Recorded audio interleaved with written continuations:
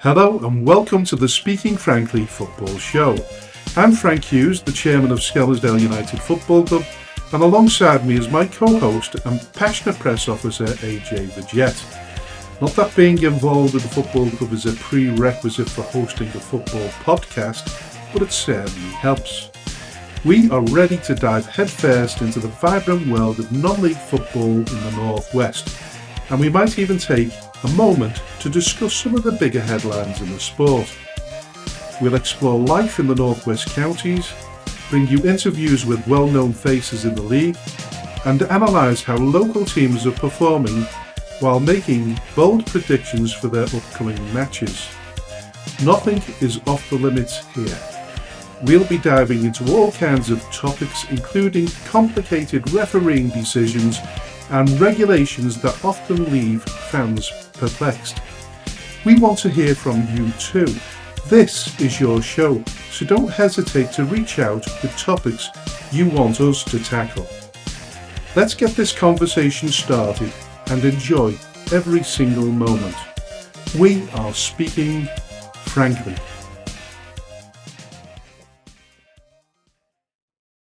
Hello and welcome to this bonus episode of the Speaking Frankly Football Show. No AJ, unfortunately, due to family commitments, but hopefully he'll be back on the show next week.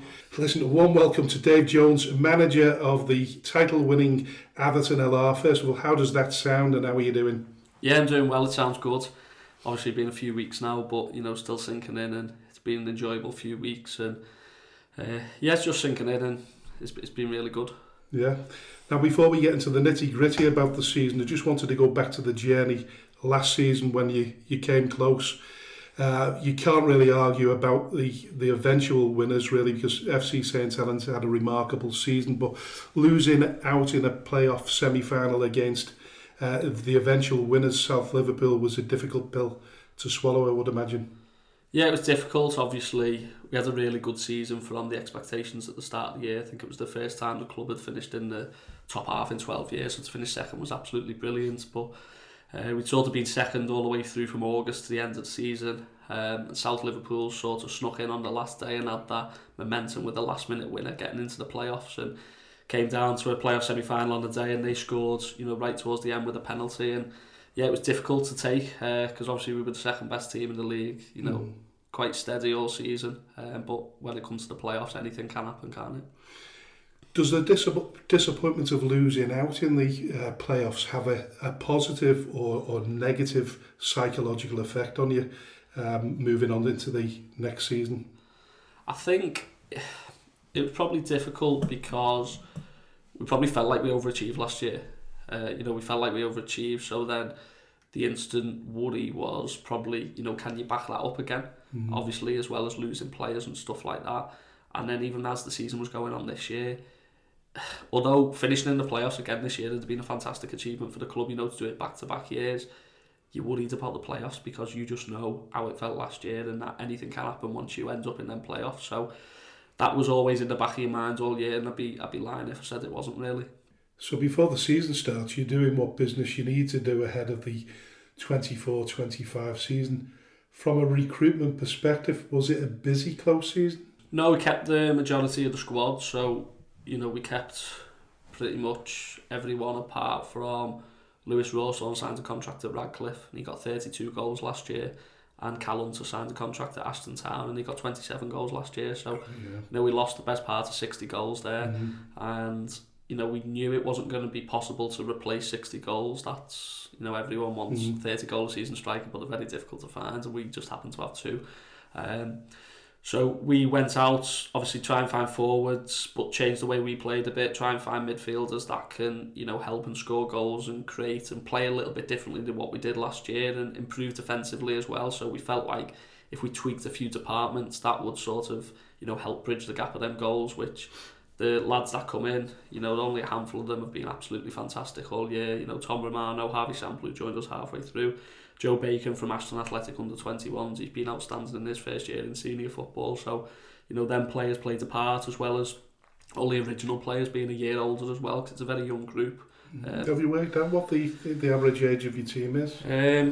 It's around the 23 mark, so I know there's really younger. There's only 2 lads above 23. So, it is really, really young, but obviously another year older for them, experience, another 50 games under the belt goes a long way as well. So that played a big part in it. Yeah.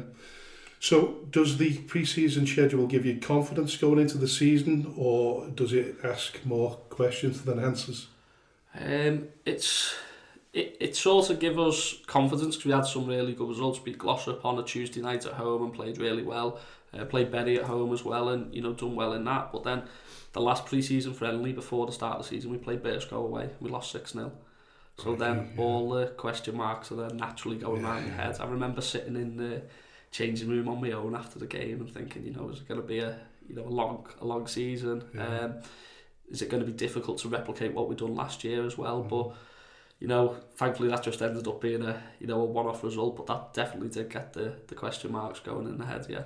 But a sense of perspective as well, because a sort of experienced Burscough team in the higher level. Yeah, and they were brilliant on the day. They were head and shoulders better than us, but probably helped in a way as well because we'd had quite a strong pre-season. It's probably sent everyone back down to earth as well the week before the start of the season and just which isn't a bad thing, really, no? No, definitely not, and it just sort of levelled everyone out, and made people realise that it's going to be difficult and you don't have everything your own way as well. So we bounced back from that, had a really strong August.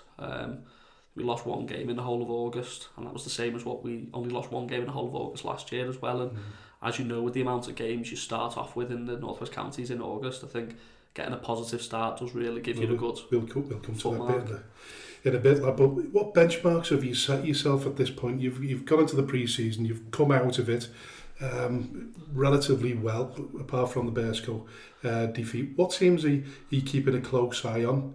Have you set the bar to win the league or the playoffs again? I know you said before you don't want to be in the playoffs. You know how much it hurts. Yeah, no, we didn't. Obviously, didn't want to be in the playoffs, but we knew that if we set in realistic targets, getting in the playoffs again would be another good achievement. So we sort of set the 60-point marks. We know 60 points gets you around the playoffs.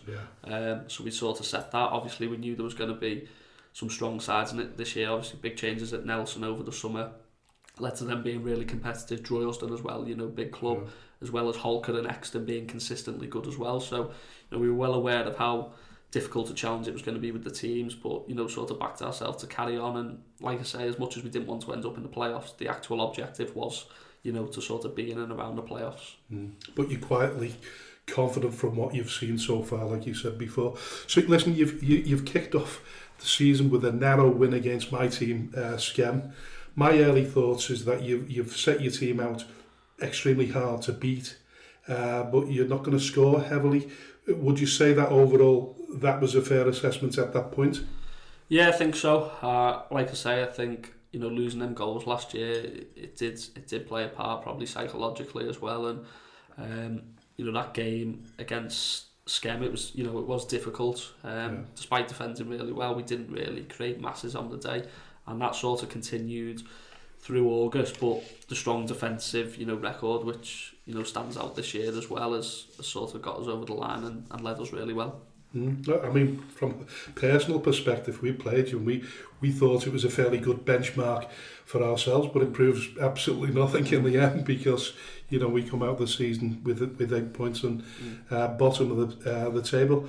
Now listen, I'm going to go through the seasons in sections, if you like. So looking at the first 5 games, you've won 3, you've 2-1 against Droylsden, and then you've lost to Exton Villa. I assume you're more than likely expecting those teams to be up there with you at the end of the season anyway, which has proven to be the case. But if you're a teacher giving an early progress report, what's your assessment so far? Yeah, we were pleased to get the points on the board. I think the games we won, we sort of would the sides we won against would sort of, we thought would be mid-table, around that point. But like I said, the Droylsden and Exton, obviously we knew it'd sort of be in and around them playoffs again. It was a good point at Droylsden because they were really good, but again defensively sound on the night. Led to a 0-0. The Exton game, probably a bit disappointed in ourselves, but they're a good side and they nicked it on the day. And like you say, at the end they were sort of up there. But then the question mark coming out of that period is, we've got to then start picking points up against them teams. Otherwise, it quickly starts to get away from you the other way as well. But who did you think he was going to be a competition at that point? I think obviously Nelson has had a really good start, so we haven't played them, but they'd had a really good start. But the expectation that they'd finished plumb bottom the season before they got a reprieve. When I was looking at the fixture schedule, I wasn't looking at Nelson as being anywhere near contenders, but then you hear rumours that they've got a money man in and there's a few bob getting thrown in there. At what stage of the season do you realise that Nelson have got a few bob?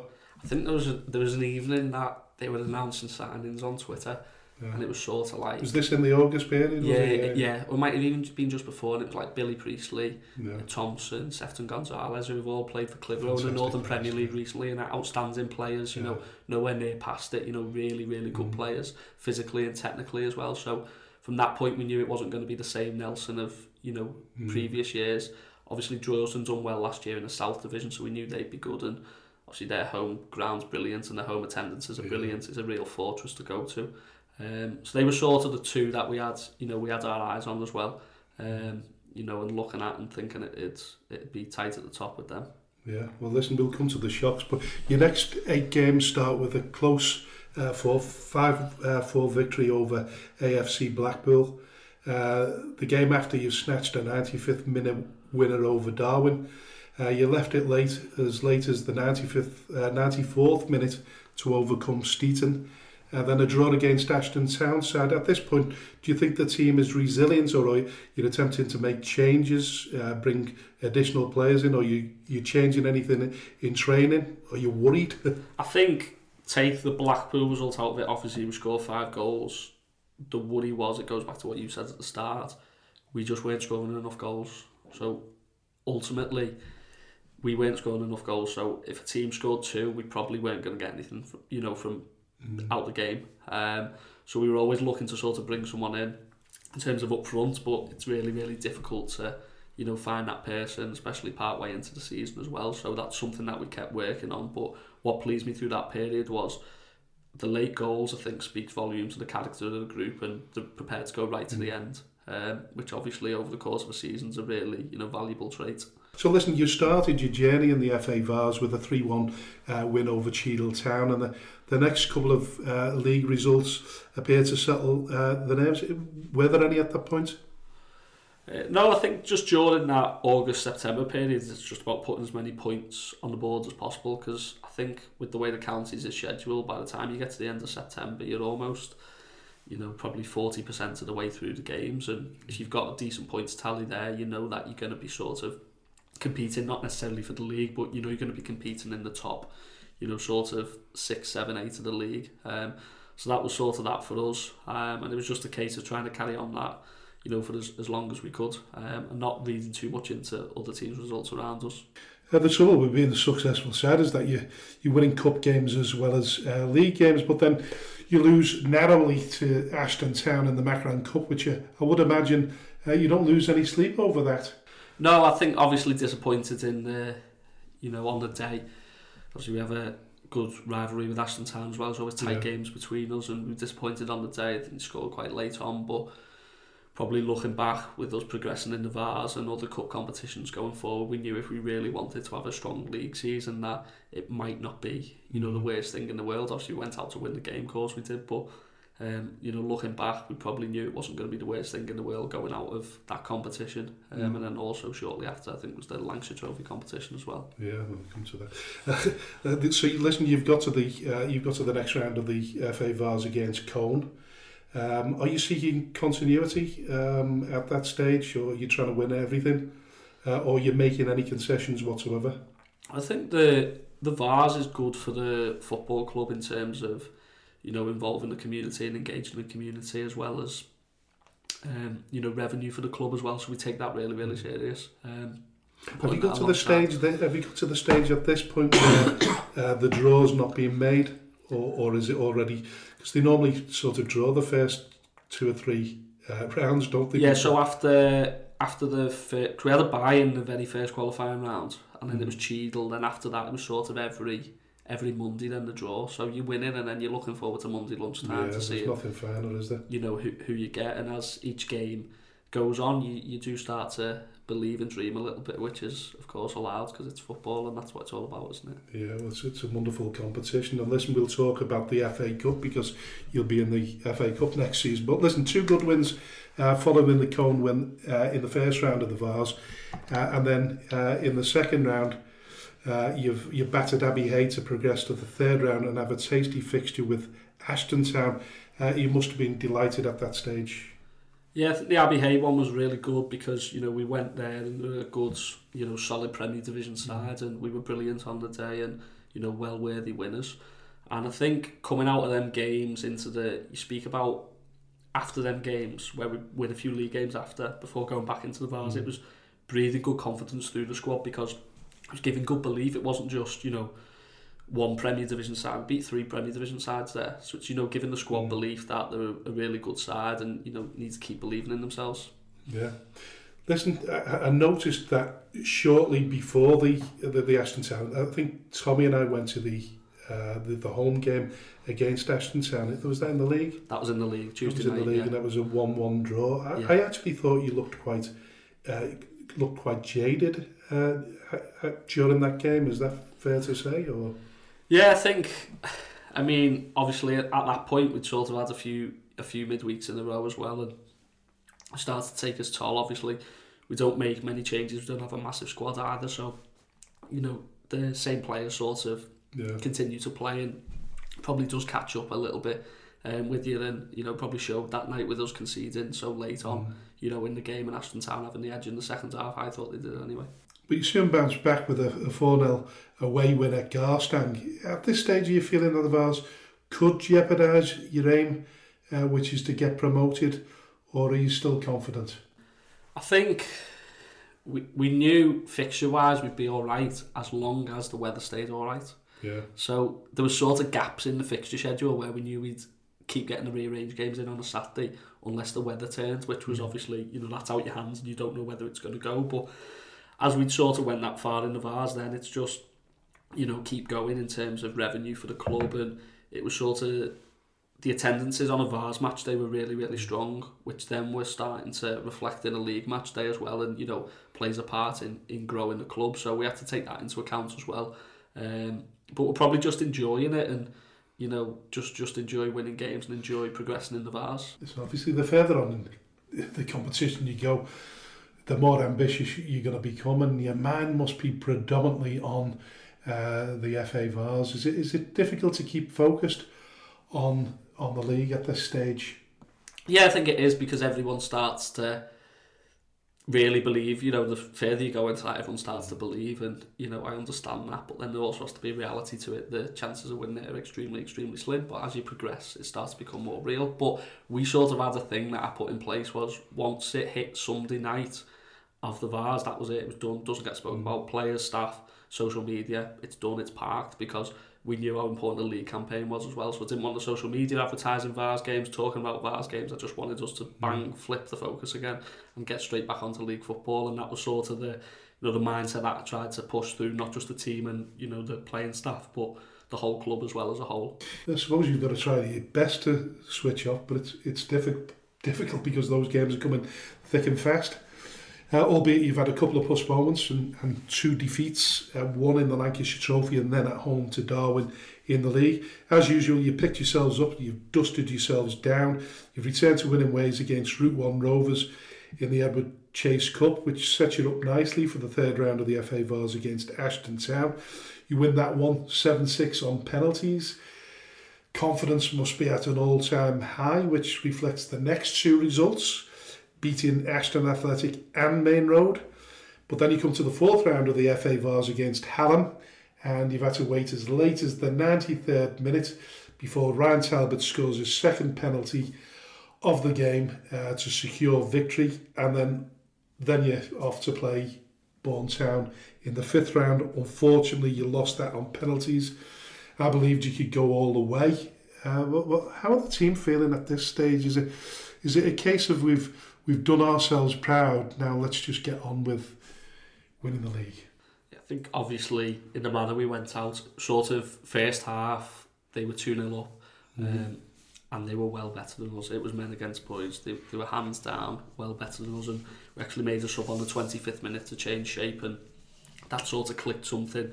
We got 2 goals in the second half to get it back to 2-2. Then it goes to penalties, and they sort of missed 2 penalties for us to have the chance of, you know, going ahead in the shootout, and then we missed the following ones as well. So that was, you know, tough to take. And then you look round now at the end, Frank, and it was like the ground and all the kids packed behind the goal and everything, and you probably just have to take it all in and go like, look how far this has actually come in 2 years. And yeah, we've crashed out and obviously disappointed in the day, but extremely proud to take, you know, a first division side to the last 16 and see, you know, over 400 people packed into a ground that was getting 50 people, you know, just over 2 seasons ago. Were doing really, really well at that stage, weren't they? I don't know where they are in their own league now, but they were riding high at the time. Yeah, so they were sort of top or second in their league, maybe with like 4 games in hand, which then goes to show on what you said again, by progressing in the Vars, sometimes it can sort of knock you. So I don't even know how they ended up finishing in the league, to be honest. I'm not really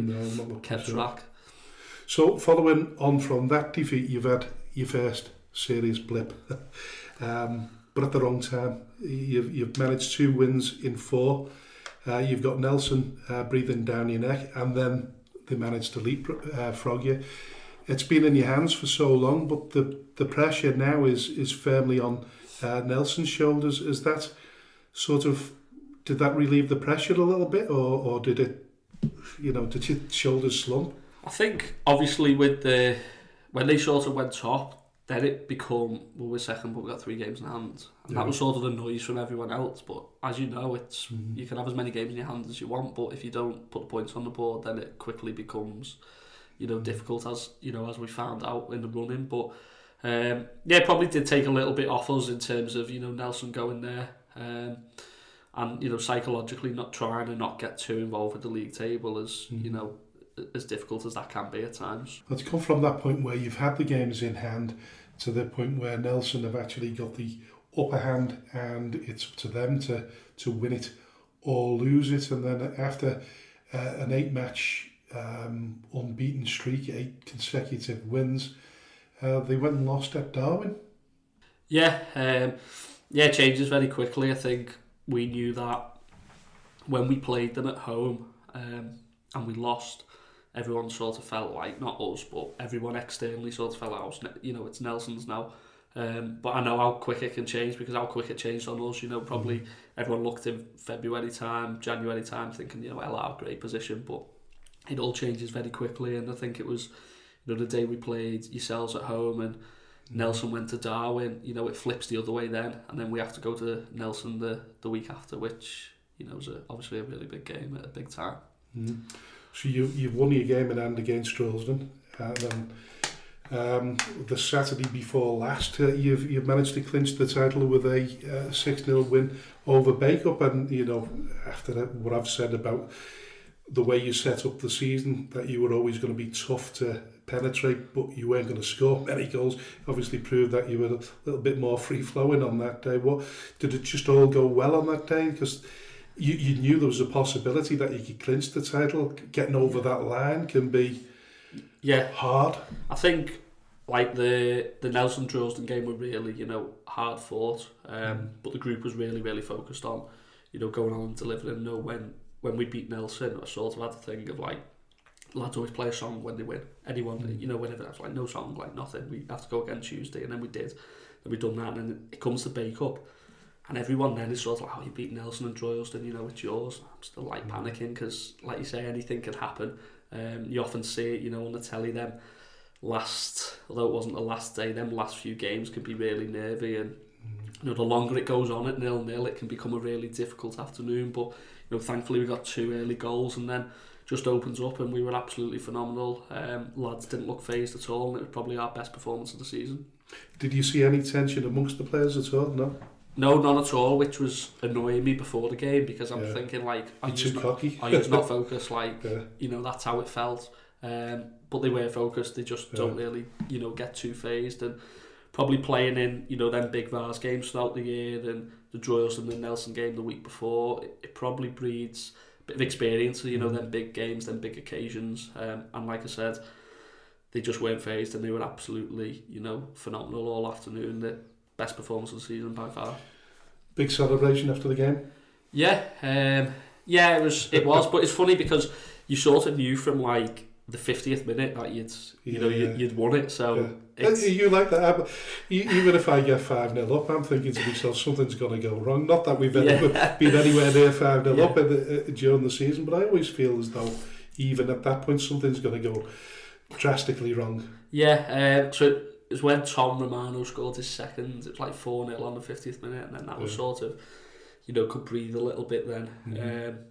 Which, you sort of, it started to... Because they're a really good team, Bake Up, aren't they? And I'm surprised. Yeah, good side. They are a good side, and probably the only thing that put the damper on the afternoon for us was Marcus Perry done his ACL with 5 minutes to go, so that was a really, you know, blow for us and a blow for him as well.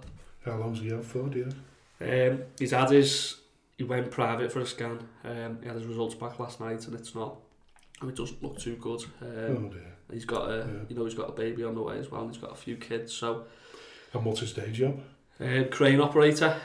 Is he going to carry out? Is he going to be able to carry on working? I'm sure. I think he's going back to site today to meet them and see. But you know, as a club and as a group of lads, we'll do whatever we can to try and support him. Because it's just a shame for him. It probably even said it was probably going to be his last year playing anyway. And to do that with 5 minutes to go was, was good. A lot of people don't see that side of the football, do they? From a non-league perspective, if you get injured in non-league football, there's no great insurance payoffs or anything like that. If you've become injured and you've got to go back to your day job. Yeah, and with his missus being due in a few weeks as well, it just adds that pressure on. Yeah, financial burden's heavy, isn't it? Yeah. So listen, you always set your standards high. I would have assumed that you wouldn't be too happy with the 2-1 defeat at Blackpool. They all been on a big dipper before the game or something? I don't know what they've done before the game, but we were poor, we were rubbish. We gave them the week off training because we felt that was the right thing to do. They've been brilliant. We didn't change the side massively, and we were just really poor. They were good on the day, but I'm a winner. I was disappointed. Because I think we just got to do better on the day. But then when you go back to the club in the evening, you see it bouncing with the live band on and stuff like that. You realise the result that day, didn't really matter. No. Just remind me, how old are you? 25. Still 25. Yeah. I thought you'd at least sort of gone up to the 26 there. But listen, I think many people believed in your ability. But you've got to get over the line first of all. It's nothing more than unfounded ability until you've done that. So actually getting over the line, what did it feel like for you personally? Relief was the first feeling, and everyone probably thinks it's joy and happiness. It was relief because you can feel it building, throughout the year. But to get over the line, it just was relief. Because the pressure does build, and it builds on all the people around you as well, throughout the year, who have to, put up with me on a Saturday evening and through the week. You struggling with your hay fever? No, just at the back of my throat there. Oh, right. Awful. Let's take a break, have a swig. But yeah, listen, you've got over that line, and the feeling has got to be absolutely awesome. But then there's a big team of people around you that you probably want to thank, the chairman, the groundsman, the secretary, you name it. There's a lot of people to be thanked, I would imagine. Yeah, outstanding support network at the club. From Sean, the chairman, Chris, the vice chairman, Paul, and the secretary. You could go on and name them all, but the girls in the food cabin and everything, they've been really good, and they give the players the platform to go and perform on a Saturday, and it's for them as much as it is for the players. In terms of being competitive, though, you're going to move up a division. These players are going to probably want more money. There's all of those things to consider. Have the early indications that you're going to retain most of the team? Yeah, I think we will be. Obviously we'll have chats with them over the summer. Obviously got a few games coming up this weekend, but we'll have a chat with them over the summer and see where it goes from there. But money might have to come into it and might come into it, but I think sometimes it's more than money, and the club and the environments and stuff like that. It plays a big part. Although I think the gates have improved, I don't know what the average was last season, but it certainly improved this season. I did feel at stages when I was looking at the results as they were coming in and looking at the home games, weren't particularly getting gates that you really, in terms of respect, should have been getting. So in terms of that, making sure that the gates increase, who's working behind the scenes to improve the appeal of the football club? I think Sean does a lot in the community. He puts free season tickets out and stuff like that. And then Caden, the social media as well, he does a lot of work with that, and I think the attendances are up on average 60% on what they were 2 years ago, which is a big jump. But we just got to keep that going now. Yeah. So I've noticed Sean is very, very hands-on, isn't he, as a chairman? Listen, I've spoken to him, had him on the show before, but I've never actually met him properly or been introduced to him. So when I was introduced to him when we played at Atherton LR, I noticed he was here, there and everywhere. Yeah, he does everything. His wife does the bar as well with him. It's a big family concern, is it? Yeah, and they all work together. He definitely does a lot and plays a big part in it. Yeah. And you've got 2 huge cup finals coming up? Yeah, Champions Cup on Saturday, so the winner of the North and the South, and then the League Cup final on Monday. So difficult to have them, so close together. I don't think they should be that close together, but just have to deal with what you give them, really. Yeah. The Winsford one, the divisional final, like you mentioned before, difficult game. They've had a fabulous season as well, haven't they? Yeah, brilliant season, I think. Have you seen them play as well? No, I'm going to watch a few videos on them later. Excuse me. Watch a few videos on them later, but I think they're undefeated in a fair few now at home, and it'll be a really difficult game for us on Saturday. Yeah. So listen, I guess the work behind the scenes will go on during the close season. What's the relationship like between you and chairman? Because I always say, the relationship between manager and chairman is the most important thing in the club. I've no doubt you've probably already discussed budgets. I assume Sean will have his sensible head on. Not so much you, but Sean will. Yeah. Have you got to that point? We've got a meeting next Wednesday. Right. So we've got a meeting next Wednesday. So we'll go from there. But we work together really well. We're always on the same page. Talk a lot, but he just lets me crack on with the football stuff, and he's really, really supportive. So yeah, we'll be fine on that front. Yeah. Are you looking to sort of float next season mid-table, or are you quietly confident you can do a bit more than that? I think the first thing is just make sure you remain in the division, but I don't see why there's any reason why we can't be, pushing halfway up. Yeah. And as manager, I'm assuming this will be your first time that you've entered into the FA Cup. Yeah, so really looking forward to that. Again, it's another chance to get the club's name on the map. So yeah, really excited for that one. And that'll come round about? Is it July? Is it? Or end June? Of July, start of August. Yeah. I'd like to go slightly off course and talk about the predictions for this weekend. As there is no AJ, just wondered whether you'd help me. Talking about promotional spots, who do you think is going to win the Premier Division? Who do you think is going to win the playoffs? And the same in the Division 1 North and the Division 1 South. So it's a case of who do you think is going to win and who would you like to win? So I hope Benny win it this weekend. I'm sure he will. He's got a lot of time for Dave McNabb, and he's done a lot for me as well. So yeah, I genuinely hope they go on and win it this weekend. In terms of the playoffs, I think it's just hard to see past Lower Breck with the form they're on and playing at home. Yeah, it's an amazing form, isn't it? But I mean, they could actually snatch it on the last day. I mean, that's what makes it incredible, because I think there's a swing of 5 goals, I think, in terms of the goal difference. They managed to bump their goal difference up with a huge win last weekend. Was it 6-0? Was it over? Can't remember who they beat now. But so yeah, from their perspective, if Bearscough, who are on a fabulous run as well now, I think they've won 9 out of 10 games or something like that. Something silly. They've gone on a remarkable run. So should Lower Breck win handsomely, then there's every possibility that Bearsko could pull off the shock of all shocks. Do you see that happening? I can't see it happening myself, but like you say, you never know. Bearsko on great football, and Breck scoring a lot of goals at the minute, aren't they? So who knows? I know you've said that's who you think will win. Who would you like to win the playoffs? Good question. I think I'd like West Didsbury to do it just because got a huge fan base. Fan base has grown so much over the last the last few years. Yeah. So looking to the Division 1 North, obviously Nelson, Droylsden, Holker and Exton, they're in the playoff positions. Who would you like to see win? Or who do you think will win the playoffs? I've got a feeling Holker are going to win the playoffs.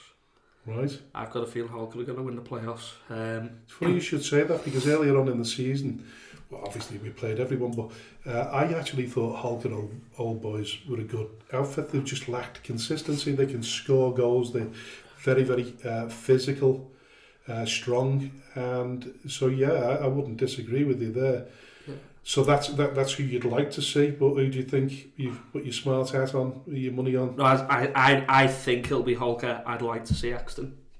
Oh, right. Yeah. I think it'll be Holker, but I like so not Nelson? You think the head of teams being sort of... To be honest, Nelson, obviously the captain got a suspension, so I don't think he can play the playoffs. And Charlie Frost, the top scorer in the league, he's been struggling with his quad the last few weeks, so I think a lot of it will depend on... They've sort of lost two massive players at a really big... a big moment. Bit of inside info there. I wasn't aware of that. Yeah, no, that's been going on the last few weeks. But I knew there was a ban, but I thought it had been up by the end of the. I think it was a bit longer. Would he be available for the final? I'm not too sure. No. So okay, you want Exton. You want Exton. Yeah. Okay. Yeah. And in terms of you played them both. Who do you think? Who do you think's got the ability out of the two? I go with you. I think Holker are, technically really good. And physically strong. Physically really strong lads. Yeah. Okay. Yeah, I won't disagree with you there. So looking at the playoff positions, I mean, my inside info is that Abbey Holton United all the way for the playoffs. Everybody else is out of contention, but obviously there isn't, because there's Stafford Town, Sandbach and Ecclesall. Who do you see winning the playoffs? I think it'll be Sandbach, just because they fell short, the last few years, and I think they'll just use that experience to push through. Who would you like to see win that? I'll go Sandbach again. Right. Just because I know a few lads who are at them, so I think if they heard me say otherwise, they wouldn't be too happy. So I think it'll be Sandbach, and I would like it to be Sandbach, but would they move up to the counties Prem, or would it be the Midlands? That's the question mark, isn't it? Definitely. So listen, looking at the fixtures, Friday 18th of April, Cheriton versus Litherland Remacher. Which way do you see that one going? I think it'll be a home win, Cheriton. Home win for Cheriton, so I'll go for Cheriton as well. So I'll have to put your initial there as well. F&A. So Bury versus Bearsko. Go home win. Home win. Yeah. I mean, I feel as though, listen, I've got to be careful what I say here, but I've supported Bury right throughout the season, so I'm not going to change my mind now just because they're playing Bearsko. So I want Bury to win. I want them desperately to win the title.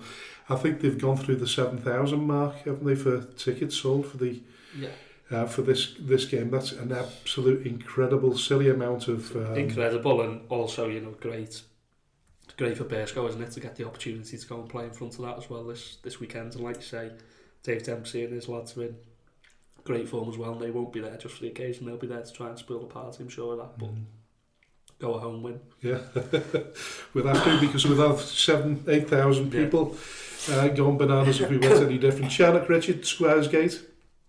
Home win. Home win, yeah. Listen, we're both copying each other so far. Cheadletown versus Lower Brack. Away win for me. Yeah, well, I think they're definitely going to win that, and I think they'll win that quite handsomely. And then, like I say, the issue then is if Bearscough can, and Bearscough have to win, by the way, don't they, Berry? A point will do, Berry. So Cone versus Abbey Hay. Bit sad for Cone, really, because they looked as though they could sneak out of that final relegation spot, but they've struggled a bit. Yeah. It's been a great battle, hasn't it, between Cone and Prestwich in the last few weeks. I'll go away win on that one. All right. You surprised me there. I'll go for Cone. Glossop North End versus Pilkinson. Friend of mine, Richard Brodie. He's having a bit of a difficult sort of back end of the season, isn't he? Yeah. Can I go draw? Are we allowed draws? Oh, you're allowed to draw, I'll go draw on that one. Yeah. Pilkinson had a good win as well last weekend. Yeah, I'll go for it. No. Listen, I'm going for Glossop. You're going for a draw. Okay, fair enough. Earlham FC St Helens again had a magnificent season. Really, if you consider all told, they came up as champions, nothing guaranteed. They've acclimatised well in the Premier Division. Yeah, they have. They've done really well. Wouldn't mind being a point behind them next year if that's anything to go by. They've done. Yeah, he's done outstanding, Mike Smith. I think those teams that have come up from the First Division, North and South, have done fairly well, haven't they? Apart from, you could arguably say South Liverpool have or they haven't, but they've managed to keep themselves up. So you're going for the Earlham FC St Helens? I'll go FC St Helens just because Earlham had that great Manchester Cup win the other night and might just be a bit, party mood. Yeah, I'll go along with that. Longridge versus Prestwich. I think Prestwich will win that, and obviously condemn Cone alongside Squires Gate to Division 1 North or wherever they're split. I'll go Longridge on that. You going Longridge? Yeah, I just think Prestwich will feel the they're pretty. No, they're pretty. I think they'll pretty be safe, won't they? 13 swing goal difference, and I'll go Longridge on that one. Ramsbottom versus Barnsley. It looked like Ramsbottom, certainly going nose to nose, neck to neck, toe to toe with Bury for a long period of the season, and then yet again, I think they were another one that were involved in long cup runs. Where do you see that one going, Ramsbottom? I'll go home win for that one. Yeah, I'll go along with that as well. South Liverpool versus AFC Liverpool. I can't quite work AFC Liverpool out. I think they've done exceptionally well in the Premier Division now. There's absolutely no doubt about that. They can hold their own, and on a relatively small budget, they seem to do it season in, season out. They're doing well in the Premier Division. They're not setting it alight, but they're not making a show of themselves either. No, I'll go for a draw for that one, local derby, end of the season. Yeah, a draw for you, and I'll go for an AFC Liverpool for me. Stockport Town versus Pedding. Away win for that one. Yeah, they've been a good team, haven't they, all season? Yeah. Yeah, FC Isle of Man versus West Didbury and Chorlton. Tough one. I'll go away win. Yeah, I think they'll do it over there. Yeah, I think so as well. I mean, I can't quite understand what's happened to the FC Isle of Man, because they started the season off really, really well. They tend to do that every season. They start off really well, and then you wonder if the travel catches up with it, after. I think the travel's definitely catching up with them. I think the problem with the travel is not so much the travelling; it's the amount of players working midweek, and when they're having to travel to midweek games, and I think it must take its toll on them. But listen, come to the First Division Champions Cup final. Winsford versus Atherton LR here. Well, I've got to say away win, haven't I? I think it'll be really difficult, but obviously... Is it decided by penalties? Is it straight 90 minutes followed by penalties, do we know? Straight to penalties, yeah. It'll be straight to penalties. It's going to be a difficult game. It'll give you a good idea of what Winsford were all about. Yeah, it'll be tough, but you know we're looking forward to it, and it's just about we've got to go for that. We'll go away with that one, yeah. So the First Division North playoff semi-finals: Droylsden versus Holker. I think you've already said it. Holker are going to win that one. Yeah. I'm not so sure about that. I'm going to go for Droylsden because it's home. But I wouldn't be surprised if Holker did it. Nelson versus Exton Villa. Don't particularly get a big crowd, Nelson, do they? But I don't know whether this will be any bigger. I'll go. I think I want Exton, but I think Nelson will win. Yeah, I'm going to go for Nelson because I think they will, which will set up a final. Be if you're correction, if you're correct, it'll be Holker versus Nelson in the final. So the semi-finals of the Division 1 South. Right, who are they? Abbey Hulton versus Eccleshall. I'm going for Abbey Hulton on the first one. I'll join you on that one. Yeah. Stafford Town versus Sandbach. You're going for Sandbach? Sandbach, yeah. Well, I'm going for Sandbach purely based on the fact that Stafford, just the bottom seems to have collapsed out of them all together. Yeah, it's a funny one because they're doing really well, and I think the last 6 games or so they struggled a little bit. They played Sandbach last week as well, didn't they? Yeah. What was the result of that? 1-1. 1-1. All right. It could be a close one, but I'm going for Sandbach there now. Atherton LR versus Stafford Town. This is going to be a lot easier, I think, than the final on Saturday. But definitely see you beating Stafford in the final of the Edward Chase Cup final. You're not going to go any different there, I wouldn't have thought. I can't go any different, can I? Do you know much about Stafford at all? Or? Yeah, I went down to watch them last week. All right. Yeah. How difficult is it to get to games to do a little bit of scouting? I think it's harder in the Prem because there's more games. I think the First Division's a bit more, lenient through the weeks. We got down last Tuesday. You managed to do a lot of scouting this season, yeah? Yeah, we have 2 people who go out doing it for me as well on the Saturdays. Do you feel more confident when you're scouting yourself, or do you sort of trust the people that are giving you the information? I did it first, but I think you build the trust, and when you start to see what's come through, through the computer the week before, you start to build that trust and belief in what's getting fed back to you. So now it doesn't really make a difference. At the start it was me, but now it doesn't really make a difference. So we got down to watch Stafford last week, and they're a good side, but they play on Astro, and sometimes I feel it can be a little bit different when you go on to the grass pitches from the Astro. So looking at there's a couple more cup finals, obviously. Well, one more. Golcar United versus Route 1 Rovers. Don't know a lot about Golcar, but looking at Route 1 Rovers, strange one really. We played them a couple of times this season, and they've I think they battered us, and certainly battered us on the last occasion. And I'm surprised that they ended up in the bottom 3. I don't know whether you've watched Route 1 Rovers play at all, but they're very much like a 5-a-side team. They just play it out of the game. Yeah. They just and they're quite fast. Yeah, I think they when they're on it, they're brilliant. I think they're been quite hit and miss all year, but I'll go Route 1 win on that one. Yeah, I'll definitely go for Route 1. And like we say, then listen, we get into the nitty gritties of the finals that we can't predict yet. But we're looking at the Macron Cup final, Charnock Richard versus Stafford. How far did you get in the Macron Cup? First round, Ashton Town. Oh, right. Yeah. That's us, yeah. Charnock Richard versus Stafford. Which way do you see that one going? I'll go Charnock, win with that one. Yeah, I'll join you with that. And the only other cup final that we've got there is Wednesday the 7th of May, Allscott Heath versus Whitchurch Allport in the TJ Vickers Premier Cup final. Played at Telford as well. Whitchurch, they had a good Vars run as well this year. I think they've done well, and I like it there. I like what they've done with the grounds from what it was 10 years ago when I played there. I'll go for a Whitchurch win with that.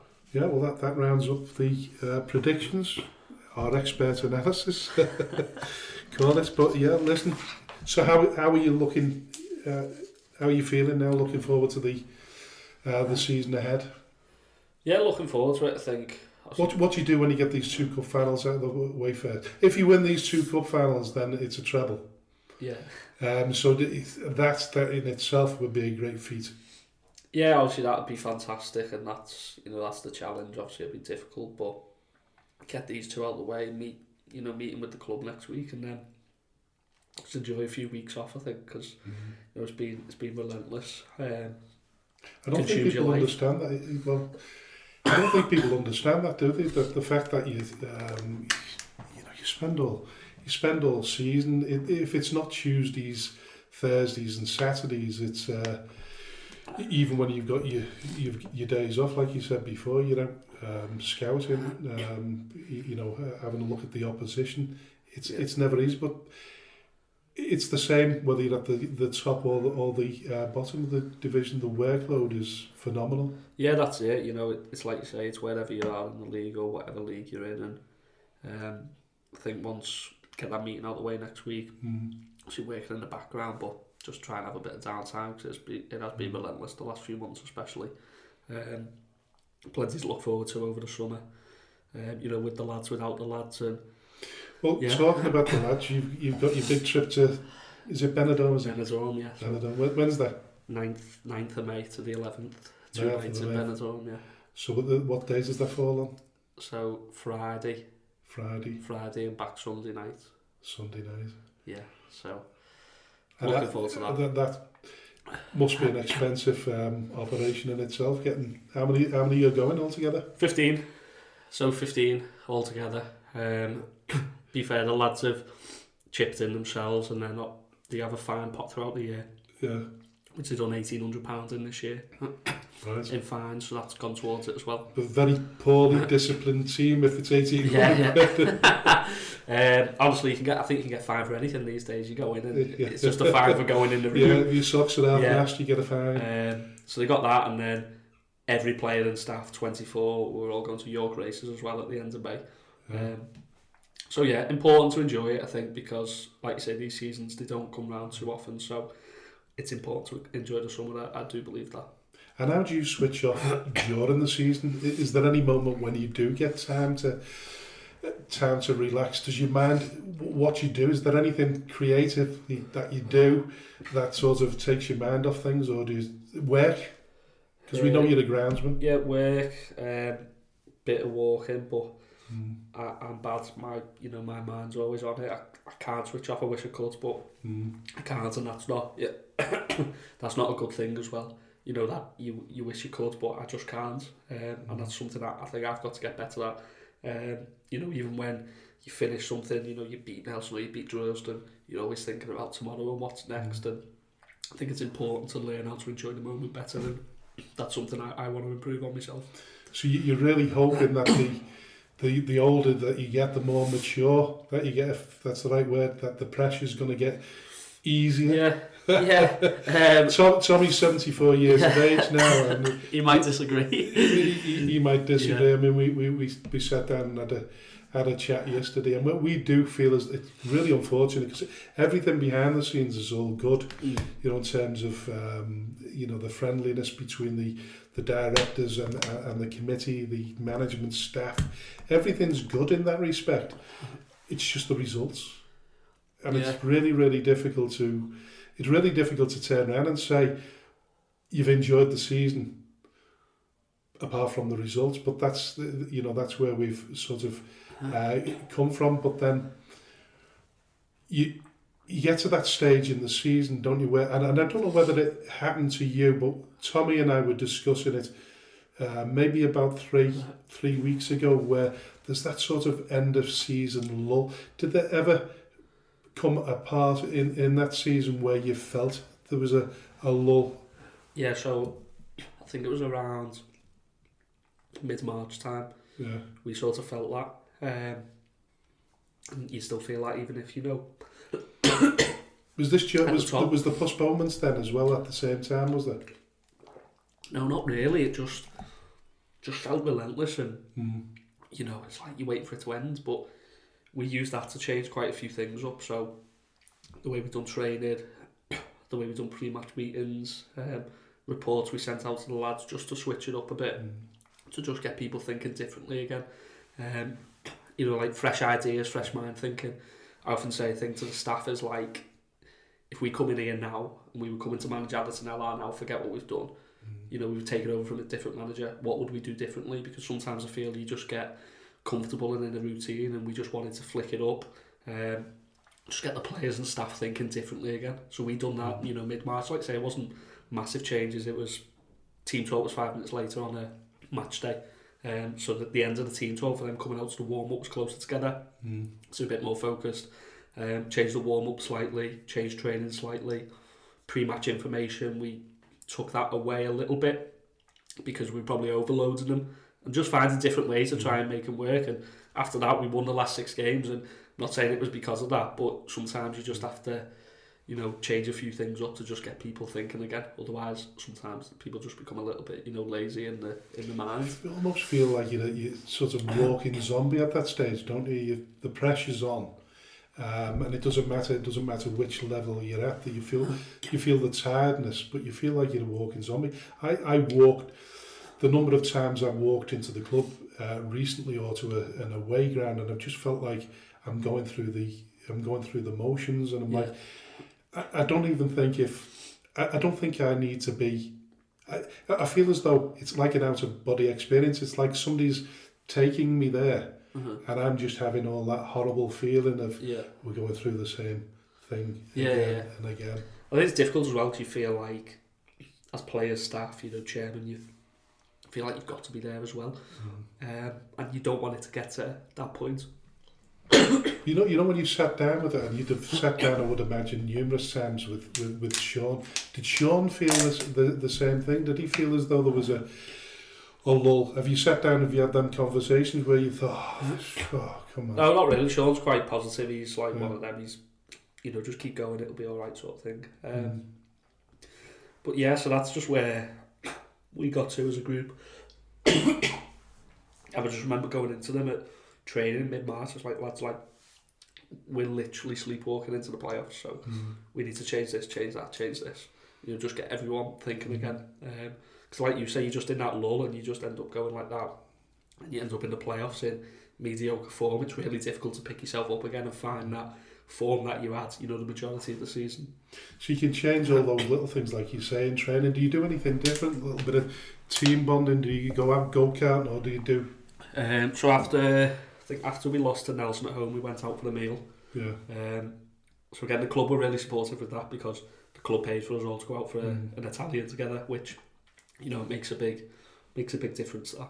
I don't think people realise it's really instrumental in keeping things going, isn't it? You know, in terms of camaraderie, you know, going for something as simple as a meal. It's expensive. Is a meal. I mean, was that just the meal or the booze as well? No, it was only one drink each. One drink each. Well, I'd say what very generous chairman that is. One drink each, and the meal, and like you say, they spend a lot of time together. They are just a group of mates. They are really close mates. You know, you can see that by the stuff they got planned over the summer. They're a really close group, which, you know, helps through the season. And what would you say you've learnt about yourself overall? Over the course of the season, anything that you've recognised that you didn't the season before, anything that helped you get over the line this season? Be calmer on the touchline. I always assume that you're always calm on the touchline. Is that not always the case then? No? It was a bit worse last year. Plus it reflects on, you know, rubs off on the players, and so that was something. So where does your anger get aimed? Does it get aimed at the players or the officials, or a mixture? Normally the linesmen to the right of me at home, but not the players as much, because I think if you go in at them too much, it loses its value when you actually do need to go in on them. Try and be, you know, obviously respectful to the officials all the time. It's you know, it's what we try and do as a club and team, and, you know, discipline table this year, we're at the right end of it. Last year we're at the wrong end of it, and we spoke in the summer about having more control with referees would lead to having better control in performances, and having better control in performances will lead to having better results. So, you know, that's helped. As difficult as it is at times, as we can all acknowledge on a Saturday afternoon, with some of the stuff you see in front of you, you've just got to just find a way to get through it, really. I'm always a big believer in treating the officials with respect. Not that they always earn it, and I've had long conversations with Tommy, who doesn't even talk to them now, doesn't even shake their hands, I don't think. But I think I always believe that. I remember Russ Perkins. I don't know if you ever remember the name, Russ Perkins, but he used to manage Skem. Many moons ago, 1990s I think it was, and he was an absolute gentleman. And I always got told by one referee in particular that if there was a 50-50 decision to be made, and you've got a Mourinho on one side, and you've got, I'm trying to think of a calmer, an Ancelotti maybe on the other side, then Ancelotti's always going to get them 50-50 decisions. So in terms of showing them respect even when they don't particularly earn it, I want to say don't particularly earn it. I'm being a bit harsh on them really, because decisions have to be made, and you've not got the backup of VAR. You've not even got the backup of headphones speaking to your assistants. So you've not got any security in that at all. So big believer that I don't think officials go out of the way to be a pain in the backside, but occasionally you feel as though you're hard done by. So you've not lost your temper at all during the season, and in the end you've managed to control it. A few times still, but I just think it'd be better than last year. Something I wanted to be better at.